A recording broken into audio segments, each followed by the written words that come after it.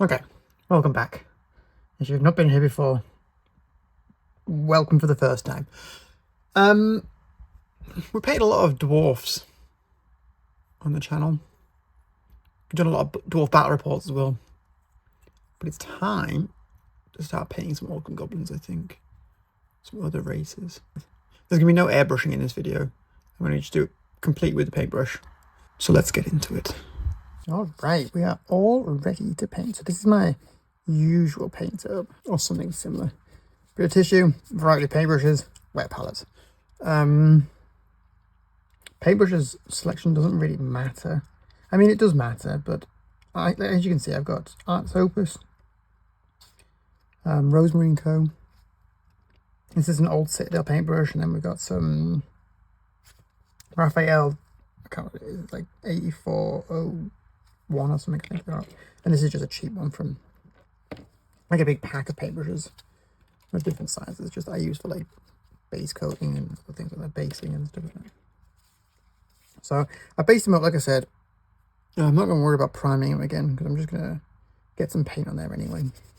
He's got enough primer, and I'll varnish him afterwards as well. So I'm going to be giving him a base of a mix of these two, German Grey and Dark Sea Blue from AK. Other paint ranges are available. Not sponsored. I wish. You could use a black, I suppose, mixed with this. But I don't want to use black. It's probably a bit too harsh. That's still not shaken enough, but it should be okay for what we're using it for. Okay. I've got a water over here as well. You can't see it off camera. Yeah, a bit of the blue, a bit of the grey. I probably do want this a bit darker, actually. That grey's not as dark as I thought it was going to be. So let me grab a black. Okay. So Citadel paint. And some black. Perfect. Yeah, and don't be afraid to mix colours as well. If you can't find the right colour you want, there we go. Got a nice dark grey blue now. Perfect. And I'm going to put this all over his robes, all over this little fella. Might not be dark enough, actually. It's okay. Experiment and trial and error. That's what we do here. We don't know what we're doing. Just learn as we go. I'm out of focus for 50% of the time during this video because I'm trying this new angle. I will show you what I've done after every step, so you do get to see stuff if you want to continue watching it, but if you don't, I understand. But yeah, enjoy the rest of the video. You'll see what happens once I've done it. So let's just wet blend a little bit of darker black onto here at the bottom. Make him a bit darker. We want it underneath his armpits, around his neck, around here. Put some shadows in. Just because it's setting us up, this is not the final layer at all. This is just a bit of messy wet blending. That will do us nicely. That's a good base anyway. So let the paint dry, and then we'll come back and we'll see what we've got. And we've got some very subtle blends on this now. I'm not sure if you'll be able to see it on camera. But there's a nice blend down here, and some up on this guy as well. But we just need to emphasize this now. So now that our wet blend's done, we've got some buff now on our palette, wet palette. I'm just going to go back in with the blue. Probably just straight blue. I've switched paintbrush as well, so I'm getting a bit more of a control. And I'm just reinforcing where I put the blue before, because we do want this to read as black, because Night Goblins have black clothing, right? Around the top of his horns, there's a bit here we can highlight up. Okay, we're just, like I said, we're reinforcing everywhere we put the blue before. Just take your time, work your way around. Don't forget your little guy up top. Don't forget to paint the back. And like I said, just follow the creases in the robes. And then water it down a bit. Wick it off, and then feather it out. And get your blend that way. We're going to grab a little bit of buff. A bit of blue. And I'm going to grab a little bit of black. Like, the exact ratios is hard to... We just want it a bit lighter than this. I put a bit of black in to desaturate because I don't want it to be super blue. Smaller area again. I'm doing like little jags, just to give the impression of the fabric. Oh my god, it's so hard to do this and talk at the same time and make sure I'm in focus. Oh my god, how do these guys do it? Just using the edge of the brush there to get around that. Don't forget the back. We all start somewhere, right? We're going to add a bit more buff to the mix. Just a tiny amount at a time.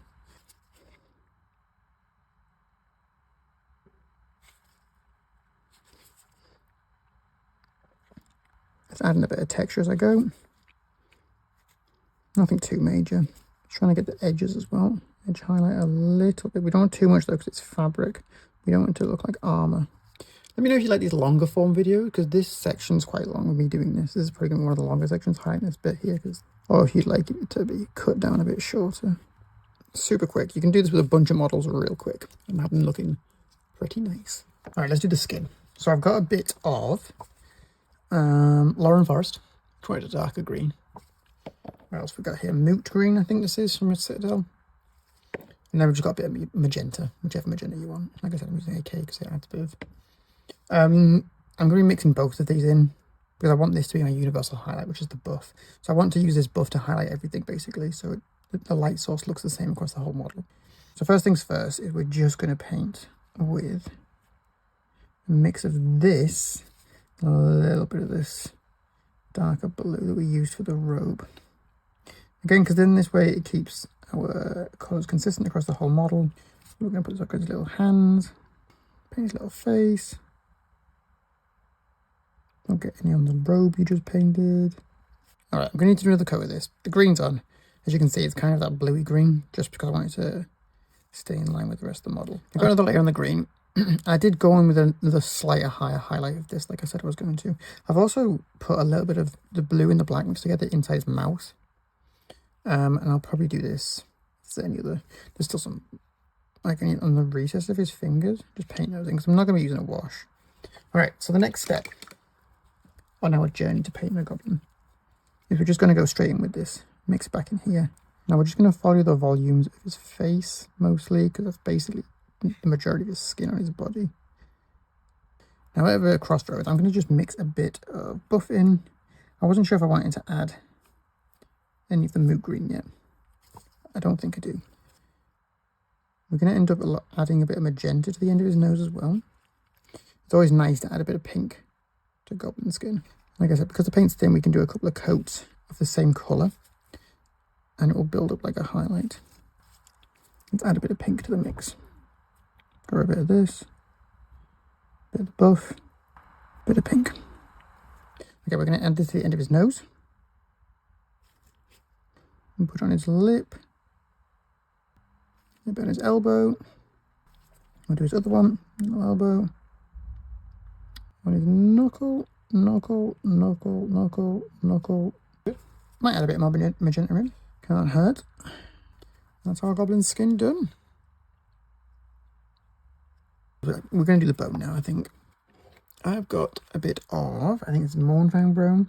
Like I said, I'm just going to mix a bit of the blue in. Create a little puddle of just Mournfang Brown and blue. And we're just going to put this all over these little bone bits.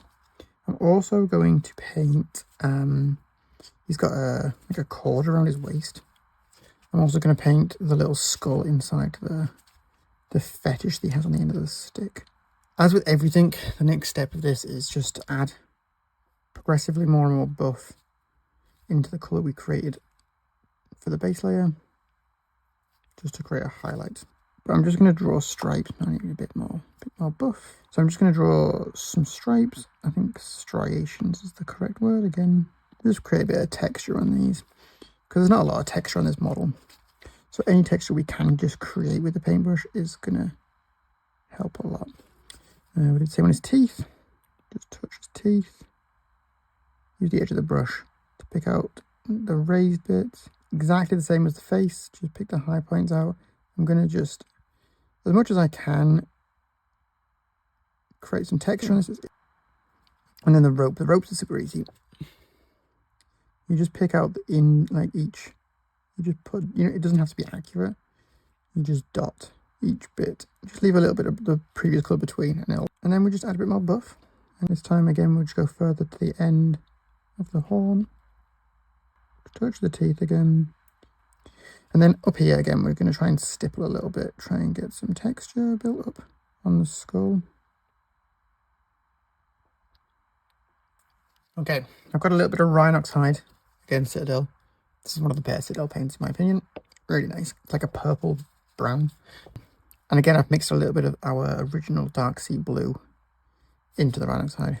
It hasn't made a huge amount of difference, but it's just so that it's there. Okay. I've just mixed a bit of buff into my original colour. So we're just going to be drawing some thin lines all the way down the length of this thing. Length of this stick. That might not be light enough. Also might be too thin. Let's just add a bit more buff.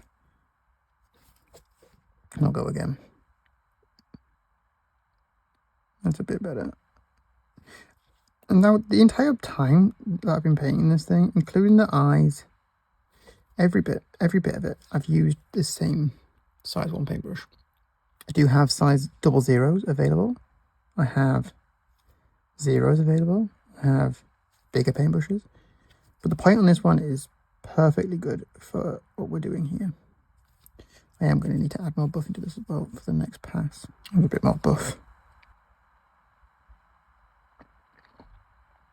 That's a bit better. Okay, let's get back to it. I've done the mushrooms, did them red, and we're going to do the freehand around his hood. So I'm just using the buff to start off with. I'm going to see how well this covers. I'm not sure how well it's going to cover, and then I'm going to go in with some white and lighten them up, and then I'm probably just going to go over the top of it with some yellow contrast paint. Let's try and get this on camera. I'm just going to start by doing a little S. You want the paint quite thin for this, so it flows nicely.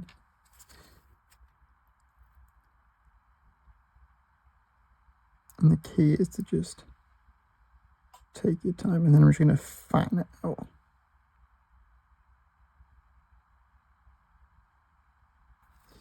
You've got to take your time. This is so difficult on camera, it's unbelievable. I have a newfound appreciation for all these YouTube painters. But yeah, let me know if any of this video so far has been helpful. I'm not sure how much of it I will have edited. I will try and make the video within 30 minutes, I think.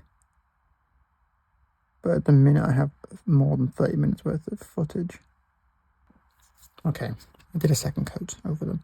I extended them a little bit as well, so they were a bit more pointy. So now I'm just going to grab some white, mix it into the buff. I am using Bold Titanium White by Prochrome. And then I'm going to try and just put the white where the highlight would be.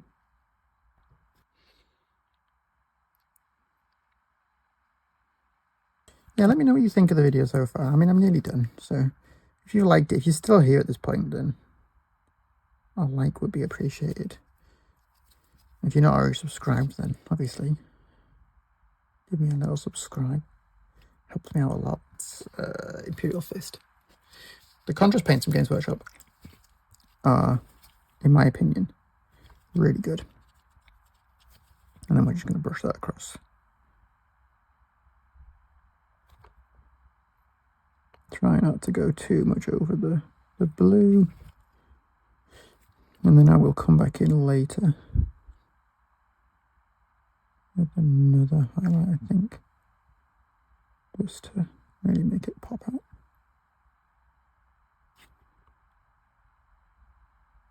And there we go. Super vibrant yellow. I think what I'll do as well, before I start on the metallics, is I'll varnish this. I'm going to use a matte varnish just to tie everything together. Varnish is done, onto the metallics. And I've got just a bottle lid of some kind, because I don't really want to put metal flakes, metal pigments into our wet palette. And I'm using dark aluminium from Volley. I just use this for everything. What we're going to do, silver. What we're just going to do is cauldron silver, I think. And I'm going to darken it down. Should I do it like this? Yeah, let's do it like this. I should maybe mix a bit of black into it, to be fair. And then paint it that way, because this might end up being too bright. Okay, the next one I'm going to do is... I've got a bit of Necro Gold from Scale 75. Okay, and we'll do the little moon at his belt. These little handy bits. Oh, my memory, my storage ran out halfway through recording me doing the metallics there, but that's fine. I literally just painted the Necro, what was it, Necro Gold, Old Gold, onto the golden bits, and then I haven't done anything else, just the... What I've got here, though, is some Black Templar contrast paint, and I'm going to just water this down a lot. I'm going to really thin it down. I'm going to put this over all of the metallics. Ooh. Bottle cap. Over the gold as well, because I want it to look old. Push it down to the bottom of this cauldron. Shake it down again. And the handle, and we'll just push it down to the bottom. Now, the reason I'm using Black Templar and not Loyal or another black is Black Templar has a very blue base to it, which will match the rest of the model. Instead of adding the deep sea blue into it, it already has a pretty blue base, so it'll tie in nicely with the rest of the model. Okay, everyone who's still watching this, you're a legend. A true hero. We're nearly done. Last step. I'm going to highlight the metal. Just going to use a bit of some old school mithril silver. We're just going to use it straight on the silver bits. To pop out. I might do a couple of little scritches. Little scratches, little dents, dings. Little edge on this guy. Little scratch. I'm going to mix a little bit of gold into this to create a highlight colour. And then we're just going to highlight up. Let me know what you think I should do to the base. And I've got a few more basing tutorials coming out. Let me know what you think. If you could like, comment, share. Any suggestions on what I should paint next? Much appreciated. Just like I said, if you're still here, you're an absolute destroyer of worlds. You should probably, like I said before, get off the toilet. Go do something productive. See ya!